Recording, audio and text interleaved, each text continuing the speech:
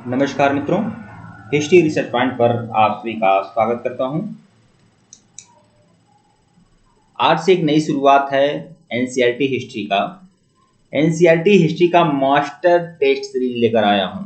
Class 6 to 12 की पूरी NCERT summary, पूरी यह मास्टर टेस्ट सीरीज है और यह यूपीएससी के लिए, स्टेट पीसीएस के लिए, केवीएस के लिए, एनबीएस के लिए, डीएसएसबी टीजीटी पीजीटी के लिए और बीपीएससी टीजीटी पीजीटी के लिए, सबके लिए मोस्ट इंपॉर्टेंट है। यूजीसी नेट के लिए भी और असिस्टेंट प्रोफेसर के लिए भी, सबके लिए इंपॉर्टेंट है। लेकिन अभी जो परीक्षाएं चल रही हैं, जिनके लिए क्लास मैं दे रहा हूं, एनसीईआरटी हिस्ट्री मास्टर टेस्ट जो दे रहा हूं, ये मैं बीपीएससी टीजीटी पीजीटी और डीएसएसबी पीजीटी टीजीटी के लिए दे रहा हूं, लेकिन ये बाकी सबके लिए इंपॉर्टेंट है। तो सबसे पहले बात तो आप लोग ये जानना कि जो लोग बीपीएससी टीजीटी पीजीटी और डीएसएसबी टीजीटी पीजीटी का हिस्ट्री का कंप्लीट कोर्स चाहते हैं, पूरा का पूरा एनसीईआरटी का क्लास 6 to 12 की पूरी एनसीईआरटी हिस्ट्री की, आप लोग को हैंड रिटन नोट्स भी मिलेगा, पीपीटी नोट्स भी मिलेगा, लेक्चर्स वीडियो मिलेंगे, उसके नोट्स मिलेंगे, चैप्टर वाइज सारी टेस्ट सीरीज मैं देने वाला हूं और सबसे बड़ी बात, मैं मास्टर टेस्ट सीरीज भी आप लोग को उपलब्ध कराऊंगा। तो जो भी लोग हमारे सीरीज को ज्वाइन करना चाहते हैं, हमारे कोर्स को ज्वाइन करना चाहते हैं बीपीएससी टीजीटी पीजीटी के लिए और डीएसएसबी टीजीटी पीजीटी के लिए, वह लोग ज्वाइन कर सकते हैं। हमारा ऑफिशियल व्हाट्सएप नंबर जो है डिस्क्रिप्शन में है, ऊपर भी हमारा ऑफिशियल व्हाट्सएप नंबर शो हो रहा है और यहाँ पर भी हमारा ऑफिशियल व्हाट्सएप नंबर है। ठीक है, यह हमारा ऑफिशियल व्हाट्सएप नंबर है 8318397276। यह हमारा ऑफिशियल व्हाट्सएप नंबर है, यह दे सकते हैं। ठीक है, आप मैसेज कर लीजिएगा। केवल 1499 रुपये का कंप्लीट कोर्स आप लोगों के लिए है।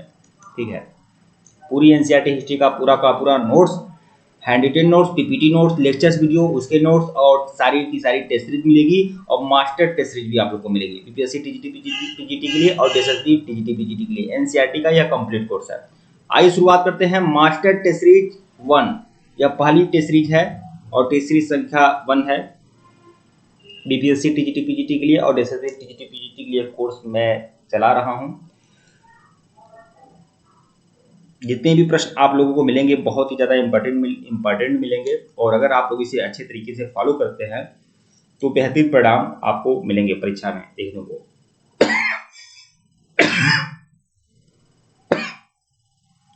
सॉरी, पहला प्रश्न आप लोग की स्क्रीन पे है कि औरंगजेब की मृत्यु के बाद मुगल शासकों की गद्दी पर बैठने का सही क्रम क्या है। हम लोग आमतौर पर मुगल शासकों के बारे में जानते हैं तो बाबर, हुमायूं, अकबर, जहांगीर, शाहजहां, औरंगजेब के बारे में जानते हैं, लेकिन उत्तरवर्ती मुगल शासकों के बारे में जानकारी कम होती है और परीक्षा में हमेशा क्रम से लगाने के लिए आता है, चाहे उत्तरवर्ती मुगल शासकों के बारे में आए या पूर्ववर्ती मुगल शासकों के बारे में आए। ठीक है, तो आइए मैं क्रम आप लोग को बता रहा हूं, मुंह जुबानी आप लोग देखिएगा। बाबर, हुमायूं, अकबर, जहांगीर, शाहजहां, औरंगजेब। औरंगजेब के बाद आता है बहादुर शाह प्रथम, फिर आपका बहादुर शाह प्रथम आता है, फिर जहांदार शाह आता है, फिर फर्रुखसियर आता है और फिर आपका फर्रुखसियर के बाद रफीउद्दौला, मोहम्मद शाह, अहमद शाह, आलमगीर, शाह आलम द्वितीय, अकबर द्वितीय, बहादुर शाह जफर। तो कुल मिलाकर ये क्रम तो यही है। हाँ, ये बात है कि इसमें 2-4 और लोग ऐड होंगे, लेकिन ये कुल मिलाकर बहादुर शाह प्रथम, उसके बाद जहांदार शाह आया था, उसके बाद फर्रुखसियर आता, फिर 2-4-5 लोग और आए, 2-3 लोग और आए थे, उसके बाद शाह आलम द्वितीय। कुल मिलाकर यह क्रम आपका सही है। ठीक है, लेकिन यहाँ पर ये क्रम आपका गलत हो जा रहा है। ठीक है, क्योंकि बहादुर शाह प्रथम जो था यह आपका किसका पुत्र था, यह औरंगजेब का पुत्र था। ठीक है, तो ये भी क्रम गलत है आपका, यह भी क्रम गलत है, यह भी क्रम गलत है। कौन सही है, तो यह आपका विकल्प ए जो है, आपका विकल्प ए, यह आपका सही है। आइए इसका व्याख्या देख लेते हैं। व्याख्या इस टेस्ट सीरीज की जान है और इसीलिए इस सीरीज को मैं मास्टर टेस्ट सीरीज नाम दिया हूं। औरंगजेब की मृत्यु के बाद उसके तीनों बेटों के बीच गद्दी के लिए संघर्ष हुआ। एक चीज मैं आप लोगों को बता दूं, जितने भी लोग देख पा रहे हैं, यह जो एनसीईआरटी हिस्ट्री का मास्टर टेस्ट सीरीज दे रहा हूं ना, इसे आप इग्नोर बिल्कुल मत करिए। अगर आप इसे नजरअंदाज कर रहे हैं तो परीक्षा हाल में आप जानिएगा आपका काम जानेगा। ठीक है, और अगर आप लोग इसे 100% फॉलो करते हैं, अगर आप लोग हमारे कंप्लीट कोर्स को ज्वाइन करते हैं तो आपको बेहतरीन परिणाम देखने को मिलेंगे। आपका उत्साह जो रहेगा वह कई गुना बढ़ जाएगा परीक्षा हाल में। देखिए, औरंगजेब की मृत्यु के बाद उसके तीनों बेटों के बीच गद्दी के लिए संघर्ष होता है, जिसमें 65 वर्षीय बहादुर शाह विजयी रहता है। औरंगजेब के कितने पुत्र थे भैया, औरंगजेब के 4 पुत्र थे। ठीक है, 4 पुत्रों में उसके पुत्र का नाम था कामबख्श, फिर आपका अकबर, मुझे भूल रहा है नाम उसका, चलिए उसे देख लेते हैं बाद में, ठीक है। तो देखिए 1700, देखिए कामबख्श था और अकबर, अकबर उसका पुत्र था जो बहुत पहले, हाँ, मुअज्जम, आजम, कामबख्श और अकबर, यह उसके 4 पुत्र थे। तो अकबर जो था बहुत पहले ही, अकबर उसका पुत्र था, ठीक है, जो बहुत पहले ही विद्रोह में मारा गया था, औरंगजेब ने उसे मरवा दिया था। कुल मिलाकर गद्दी के लिए जो संघर्ष होता है वह मुअज्जम, आजम और कामबख्श के बीच होता है। मुअज्जम जो रहता है विजयी होता है उत्तराधिकार के युद्ध में, और जब वह विजयी हो जाता है तो वह बहादुर शाह प्रथम के नाम से गद्दी पर बैठता है 65 वर्ष की आयु में। तो मुअज्जम जो है, बहादुर शाह प्रथम कब से कब तक शासन करता है, 1707 से लेकर 1712 तक। बहादुर शाह की मृत्यु के बाद उसके बेटे जहांदार शाह ने तत्कालीन शक्तिशाली अमीर जुल्फिकार खां की सहायता से गद्दी प्राप्त की। बहादुर शाह प्रथम के बाद उसकी मृत्यु के बाद जहांदार शाह गद्दी पर बैठता है। देखिए बहादुर शाह प्रथम के भी 4 पुत्र होते हैं, जहांदार शाह, जहां शाह, रफीक उस शाह, अजीम उस शाह, ठीक है। लेकिन उत्तराधिकार के युद्ध में जहांदार शाह विजयी होता है और यह जुल्फिकार खां की सहायता से गद्दी प्राप्त करता है, ठीक है। और जो जहांदार शाह की जहां तक बात है वह नितांत अयोग्य रहता है और उसे लंपट मूर्ख की संज्ञा दी जाती है। प्रश्न यह आता है कि किस मुगल शासक को लंपट मूर्ख की संज्ञा दी जाती है, तो जहांदार शाह को, ठीक है। और जहांदार शाह ही था जो लाल कुमारी नाम की एक वेश्या थी, ठीक है, वह उसका दीवाना हुआ करता था। लाल कुमारी जैसा करती थी जहांदार शाह वही करता था। जहांदार शाह को परास्त करके सैयद बंधु, जहांदार शाह को परास्त करके सैयद बंधु की सहायता से जहांदार शाह को परास्त किया गया और उसका भतीजा फर्रुखसियर गद्दी पर बैठा, ठीक है। सैयद बंधुओं ने जहांदार शाह को परास्त करके फर्रुखसियर को गद्दी पर बैठा था 1713 में। सैयद बंधुओं ने फर्रुखसियार की सत्ता पाने में सहायता की थी। किसने? सैयद बंधुओं ने। और सैयद बंधुओं ने इसी तरह से फर्रुखसियार को गद्दी पर बैठाया। फिर फर्रुखसियार ने जब विरोध किया, कुछ समय बाद मतभेद हो गया, विरोध किया फर्रुखसियार ने, तो फर्रुखसियार को गद्दी पर से उतार भी दिया। फिर उसने रफीउद्दर्जा को गद्दी पर बैठाया सैयद बंधुओं ने। फिर रफीउद्दौला को गद्दी पर बैठाया। फिर उन्होंने मोहम्मद शाह को गद्दी पर बैठाया। इस तरह से सैयद बंधुओं ने 4 मुगल शासकों को गद्दी पर बैठाया था। इसीलिए सैयद बंधु अपने आप को किंग मेकर कहा करते थे, ठीक है। और बाद में उन्होंने उसकी हत्या करवा दी, फर्रुखसियर की हत्या करवा दी गई और 18 वर्षीय मोहम्मद शाह को गद्दी पर बैठा दिया गया। भारतीय इतिहास में सैयद बंधुओं को राजा बनाने वाला कहा जाता है, मतलब किंग मेकर कहा जाता है इनको, किंग मेकर, ठीक है। शाह आलम द्वितीय 1759 में गद्दी पर बैठा। 1759 से लेकर 1759 से लेकर 1806 तक शाह आलम द्वितीय मुगल शासक रहता है। तो देखिए जो एक्सप्लेनेशन है उसमें बहुत कुछ क्लियर हो जा रहा है। प्रश्न संख्या 2 देखिएगा, नादिर शाह का आक्रमण निम्नलिखित में से किस मुगल बादशाह के समय में हुआ था? नादिर शाह ने जब आक्रमण किया था वह 1739 में किया था, ठीक है। 1739 में नादिर शाह ने आक्रमण किया था, अटैक किया था। और यह किसके समय में यह अटैक हुआ था भैया? तो यह मोहम्मद शाह के समय में हुआ था, मोहम्मद शाह, ठीक है, विकल्प सी। उस समय शासक कौन था? मोहम्मद शाह था। मोहम्मद शाह का जो शासनकाल है 1719 से लेकर 1748। इसकी व्याख्या देख लीजिएगा। नादिर शाह का आक्रमण 1738-39 में मोहम्मद शाह के समय में हुआ था। मोहम्मद शाह प्रशासन के प्रति उदासीन था, मदिरा और सुंदरी के प्रति अत्यधिक रुचि रखता था, वासना में डूबा रहता था मोहम्मद शाह, ठीक है। और उसे रंगीला बादशाह भी कहते हैं, वासना में एकदम डूबा रहता था। और उसे स्त्रियों का साथ पसंद था, नग्न स्त्रियों का साथ उसे बहुत ज्यादा पसंद था मोहम्मद शाह को, ठीक है। उसके शासनकाल में हिजड़ों महिलाओं का एक वर्ग प्रभुत्व में आ गया था। हिजड़ों महिलाओं के साथ ही वह रहता था, ठीक है, उनको विशेष छूट दिया हुआ था मोहम्मद शाह। मयूर सिंहासन पर बैठने वाला अंतिम शासक कौन था? मयूर सिंहासन, जिसे तख्ते ताउस कहते हैं, इसको शाहजहां ने बनवाया था मयूर सिंहासन को, ठीक है। इसमें बहुत कीमती हीरे मोती जड़े हुए थे, ठीक है, और पूरा बस सोने का सिंहासन होता था। उस मयूर सिंहासन को पर बैठने वाला अंतिम शासक कौन था? अंतिम मुगल शासक तो मोहम्मद शाह था। यह अंतिम मुगल बादशाह क्यों था? क्योंकि मोहम्मद शाह के समय में अटैक किसने किया था? नादिर शाह ने अटैक किया। और नादिर शाह जब विजयी हुआ तो मयूर सिंहासन लेकर अपने देश चला गया, ठीक है। इसीलिए अंतिम प्रश्न आता है कि अंतिम मुगल शासक जिसने तख्ते ताउस पर बैठने वाला अंतिम मुगल शासक कौन था? तो मोहम्मद शाह था, ठीक है।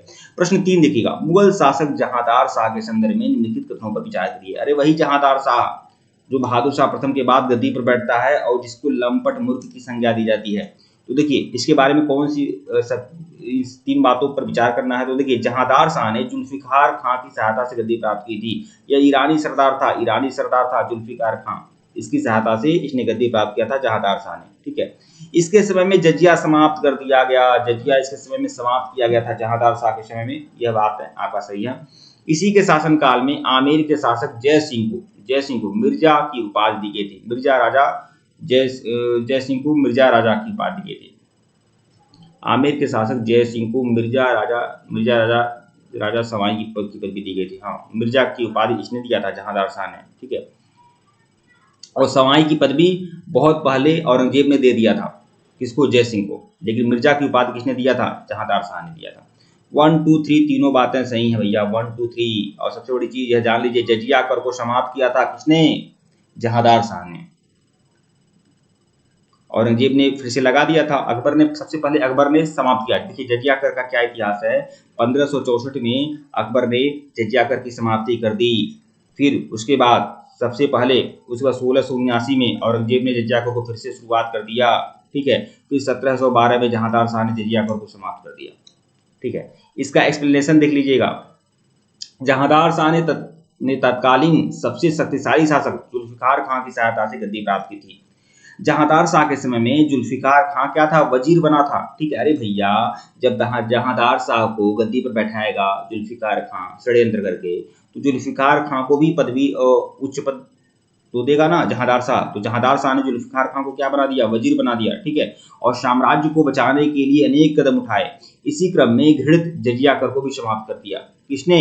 जहांदार शाह ने, ठीक है। किसके कहने पर किया था? जुल्फिकार खां के कहने पर किया था भैया।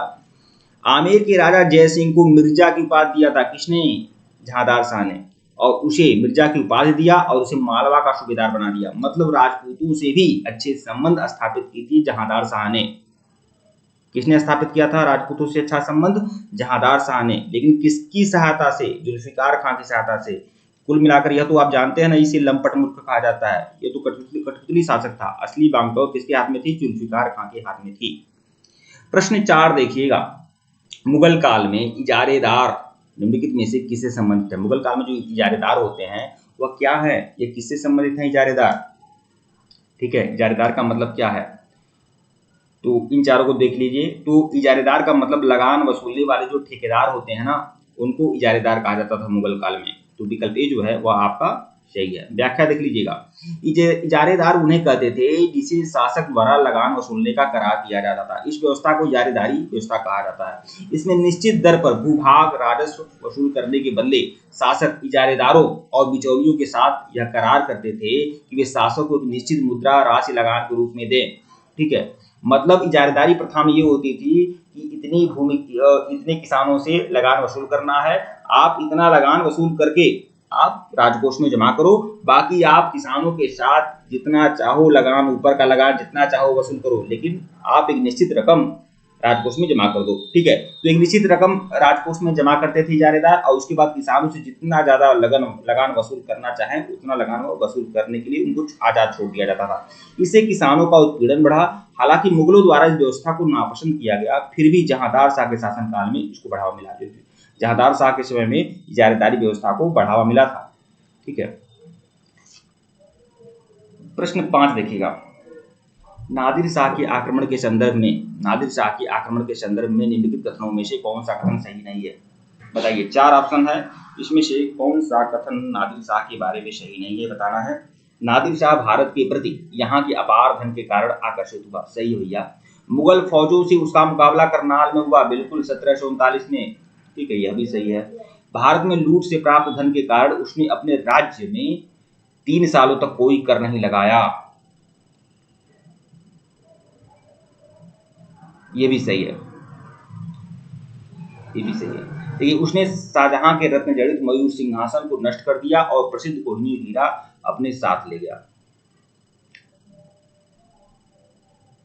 तो देखिए यहाँ पर लिखा है कि रत्न जड़ित मयूर सिंहासन को नष्ट कर दिया और प्रसिद्ध कोहिनूर हीरा अपने साथ ले गया। नष्ट नहीं किया, पूरे तख्ते ताउस को ले गया, मयूर सिंहासन भी ले गया, कोहिनूर हीरा भी ले गया, ठीक है। तो यही चीज है जो है विकल्प डी है, ये थोड़ा सा गलत है, ठीक है, क्योंकि ये बोला रहा है मयूर सिंहासन को नष्ट कर दिया। मयूर सिंहासन को नष्ट नहीं किया, मयूर सिंहासन को ले गया, ठीक है।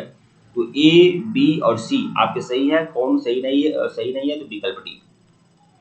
इसकी व्याख्या देख लीजिएगा। देखिए, नादिर शाह भारत के प्रति अपार धन के कारण आकर्षित हुआ था। निरंतर अभियानों ने फारस को वस्तुतः दिवालिया बना दिया था। फारस क्या? ईरान। अरे ईरान से ही तो आया था यह आक्रमणकारी नादिर शाह, ठीक है। तो नादिर शाह लगातार युद्धों में रत रहता था, तो इसकी वजह से फारस क्या हुआ, दिवालिया बन गया। ठीक है, अतः उसे फौज के रखरखाव के लिए धन की आवश्यकता थी और धन की आवश्यकता के लिए वह भारत पर आक्रमण करता है। मुगल फौजों से 13 फरवरी 1739 को उसका मुकाबला हुआ, जिसमें मुगल सेना बुरी तरह परास्त हुई। उसके बाद नादिर शाह ने राजधानी में भयंकर कत्लेआम किया। जब वह राजधानी में दाखिल होता है नादिर शाह, तो वहां पर कत्लेआम करता है, वहां लूटपाट करने की आज्ञा दे देता है। और कुल मिलाकर नादिर शाह कितना लूट करता है भैया, तो 70 करोड़ रुपया, 70 करोड़ रुपए का माल लूटता है नादिर शाह। अरे वह नंगा नाच होता है दिल्ली के दरबार में कि इतिहासकार क्या लिखेगा। मुझे कहते हुए शर्म आती है, आपको सुनते हुए शर्म आएगी कि नादिर शाह ने वहां राजमहल में घुसकर, ठीक है, राजमहल में घुसकर जो शहजादियां थी, मुगल शहजादियां, उनके अस्मत के साथ भी खेला गया था। ठीक है, ऐसा हुआ था। तो इस तरह के कुकृत्य होते थे, क्योंकि होते थे तो वह वही संस्कार थे। उन लोगों मुगलों ने कहीं और खेला किसी के अस्मत के साथ, तो उनके अस्मत के साथ कोई और खेल रहा है, सम्मान के साथ, अस्मत ही कहा जाता है ना। देखिए 17 करोड़, हो सकता है मैं उर्दू बोलने की कोशिश कर रहा हूँ तो हो सकता है कुछ गलत बोल रहा हूँ।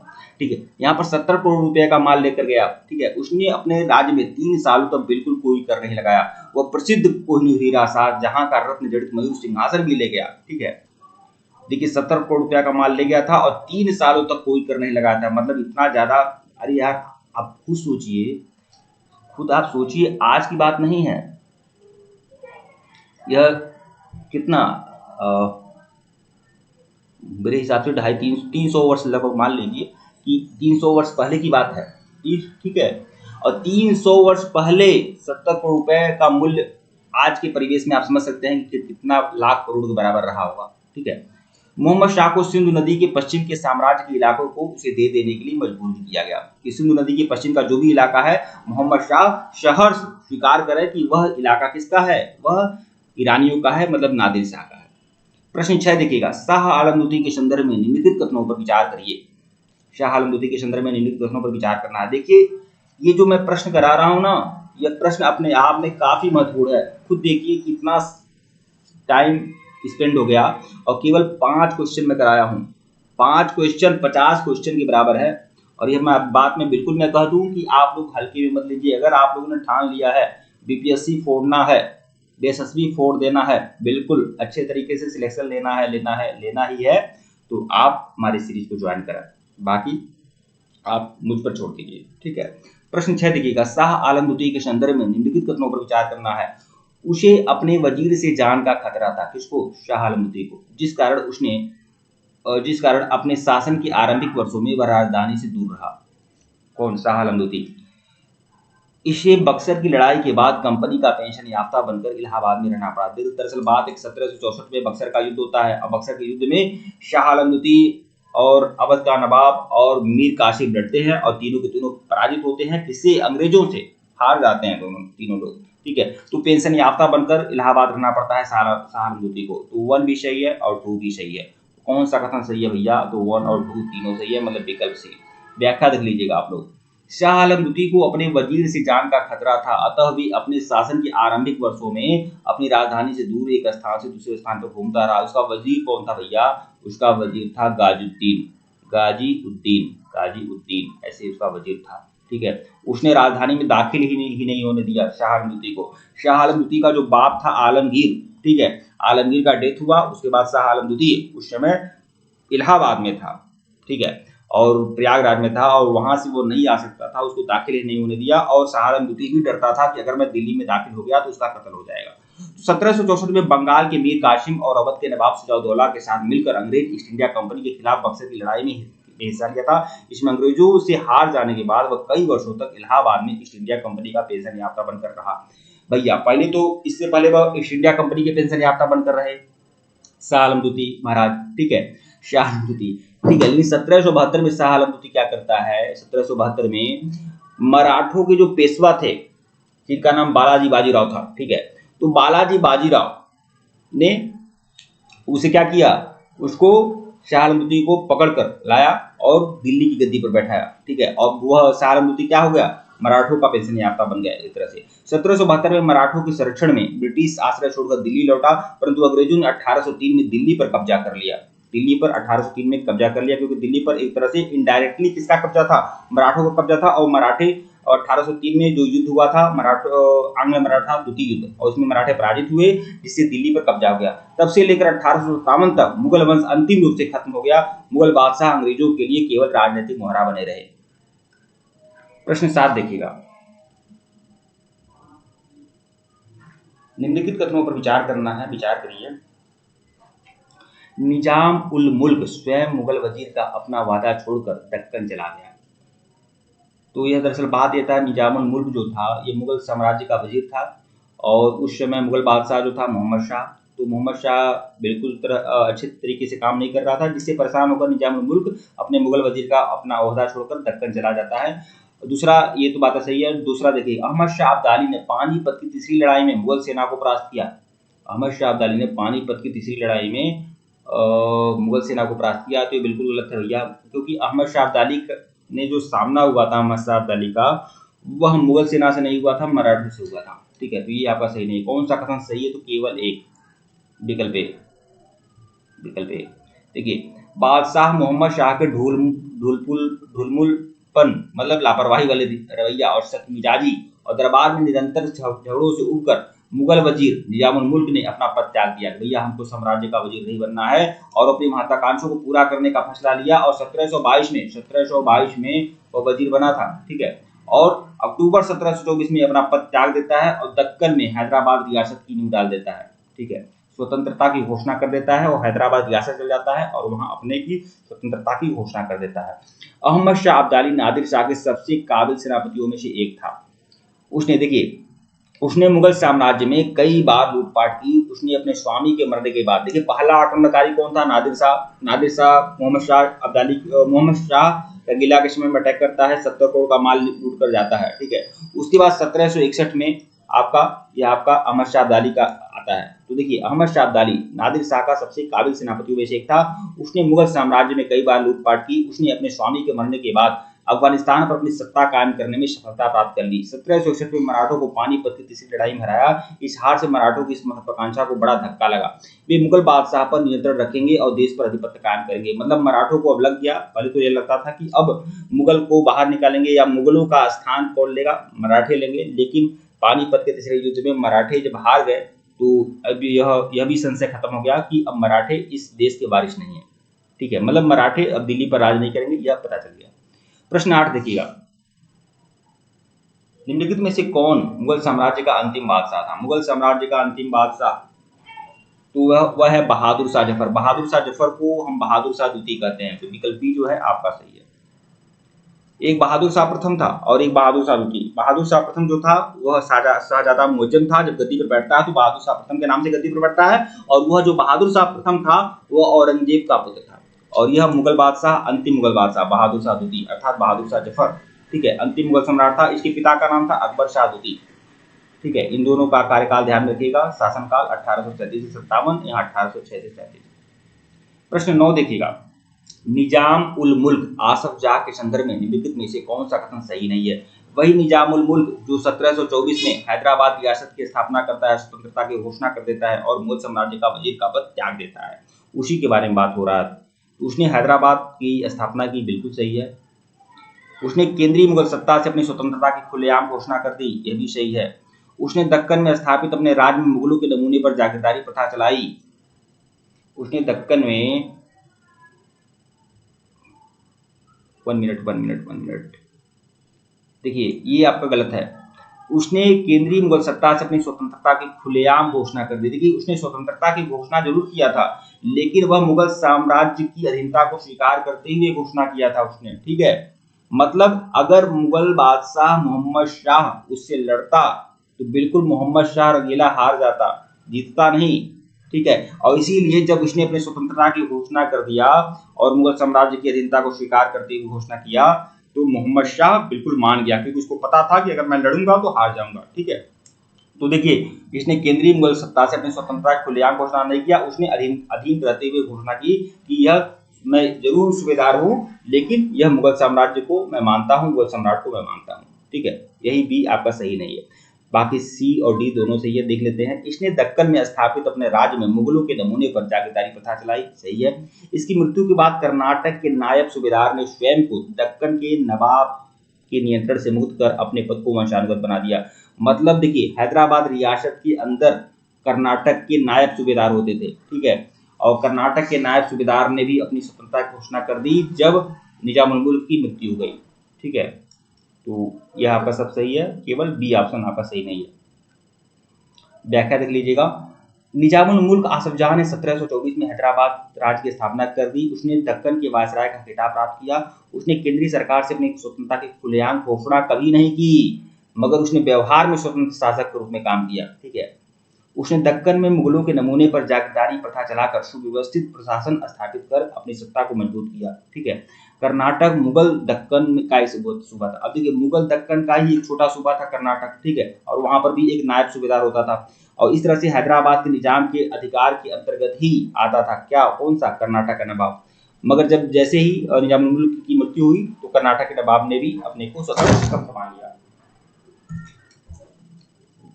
हाँ, देखते हैं। देखिए, मगर व्यवहार में जिस प्रकार निजामुल मुल्क दिल्ली की सरकार से स्वतंत्र हो गया था, उसी प्रकार निजामुल मुल्क की मृत्यु के बाद कर्नाटक का नायब सूबेदार भी कर्नाटक का नवाब कहा जाता था। उसने भी दक्कन के नवाब के नियंत्रण से मुक्त कर अपने ओहदे को वंशानुगत बना दिया, ठीक है। मतलब व्यवहार से ये दोनों सभी लोग स्वतंत्र हो गए थे। प्रश्न 10 देखिएगा, इस सीरीज का सबसे आखिरी प्रश्न। बंगाल के नवाब का सही कालानुक्रम निम्नलिखित में से कौन सा है? तो देखिए, बंगाल का पहला नवाब जो था मुर्शीद कुली खां। मुर्शीद कुली खां के बाद नवाब बनता है सुजाउद्दीन। सुजाउद्दीन के बाद बनता है सरफराज। सरफराज के बाद बनता है अलीवर्दी खां। अलीवर्दी खां के बाद बनता है सिराजुद्दौला। सिराजुद्दौला के बाद बनता है नजमीउद्दौला। सिराजुद्दौला के बाद बनता है आपका मीर जाफर, ठीक है। फिर मीर जाफर के बाद मीर कासिम, फिर मीर जाफर बनता है, फिर नजीमुद्दौला बनता है, फिर शेखुद्दौला बनता है, और अंतिम नवाब जो रहता है मुबारकुद्दौला बनता है। लेकिन हम यहाँ पर 3-4 है तो उनके क्रम देख लेते हैं। सबसे पहले तो मुर्शीद कुली खां ही है, ठीक है, यह आपका क्रम सही है, विकल्प बी वाला, ठीक है। मुर्शीद कुली खां, फिर सुजाउद्दीन, फिर आपका सरफराज आएगा, फिर अलीवर्दी खां आएगा, फिर सिराजुद्दौला आएगा, ठीक है। ये क्रम आपका विकल्प बी जो है आपका सही है। व्याख्या देख लीजिएगा। मुर्शीद कुली खां को 1717 में बंगाल का सूबेदार बनाया जाता है, मगर वह इसका वास्तविक संस्थापक 1700 से ही था। मतलब 1700 में मुर्शीद कुली खां बंगाल का सूबेदार बन जाता है, ठीक है, लेकिन 1717 में एक अच्छे तरीके से मतलब वह बंगाल का सूबेदार बनाया जाता है, मतलब फुल पावर के साथ बंगाल का सूबेदार बन जाता है, ठीक है। 1727 में मुर्शीद कुली खां की मृत्यु हो जाती है। उसके बाद उसका दामाद सुजाउद्दीन बंगाल का नवाब बनता है, और सुजाउद्दीन जो बंगाल का नवाब रहता है 1739 तक रहता है। उसकी जगह पर उसका बेटा सरफराज खां आता है। अब जब सुजाउद्दीन की मृत्यु हो जाती है तो उसका बेटा सरफराज खां बंगाल का नवाब बनता है। लेकिन सरफराज खां की हत्या कौन कर देता है? अलीवर्दी खां कर देता है, और अलीवर्दी खां बंगाल का नवाब बन जाता है। अलीवर्दी खां के बाद बंगाल का नवाब कौन बनता है? तो अलीवर्दी खां का नवासा रहता है, मतलब नाती रहता है सिराजुद्दौला, वह बंगाल का नवाब बनता है। ठीक है मित्रों, वीडियो को लाइक और चैनल को सब्सक्राइब करिएगा। टेलीग्राम को बिल्कुल ज्वाइन करिएगा, लिंक डिस्क्रिप्शन में दिया गया है। अगर इसके पहले का वीडियो नहीं देखे हैं तो प्लेलिस्ट में जाइएगा। हालांकि अब पहला मार्केट टेस्ट सीरीज का वीडियो है तो इसकी मैं अलग प्लेलिस्ट बना दूंगा, तो देख सकते हैं। देखिए, मैंने क्वेश्चन कितने कराए हैं, केवल 10 क्वेश्चन ही कराया हूँ, और शायद मुझे एक्सप्लेनेशन बहुत लंबा था तो मैं बहुत जल्दी जल्दी बोलता गया। लेकिन मैं जानता हूँ कि आप लोग हिस्ट्री वाले विद्यार्थी हैं तो बहुत समझाने की जरूरत नहीं है कि मैं उसको हर चीज़ को समझाऊँ। आप लोग सब कुछ पढ़े हैं, लिखे हैं, प्रैक्टिस कर सकते हैं। तो देखिए 10 क्वेश्चन ही है, लेकिन कितना एक्सप्लेनेशन के साथ है, तो बहुत ही ज़्यादा इंपॉर्टेंट होने वाली है मास्टर टेस्ट सीरीज। और मास्टर टेस्ट सीरीज आप लोगों के लिए काफ़ी इंपॉर्टेंट होने वाली है। तो जो लोग हमारे कोर्स को ज्वाइन करना चाहते हैं ज्वाइन कर सकते हैं। केवल 1499 रुपये का कोर्स है। हमारा ऑफिशियल व्हाट्सएप नंबर डिस्क्रिप्शन में दिया गया है, ऊपर भी हमारा ऑफिशियल व्हाट्सएप नंबर शो हो रहा है, और यहाँ पर भी हमारा ऑफिशियल व्हाट्सएप नंबर है। आप मैसेज कर सकते हैं, जो भी लोग मैसेज करना चाहें मैसेज कर सकते हैं आप लोग। ठीक है मित्रों, धन्यवाद आप लोग को। टेलीग्राम बिल्कुल ज्वाइन करेगा, लिंक डिस्क्रिप्शन में दिया गया है। धन्यवाद आप लोग।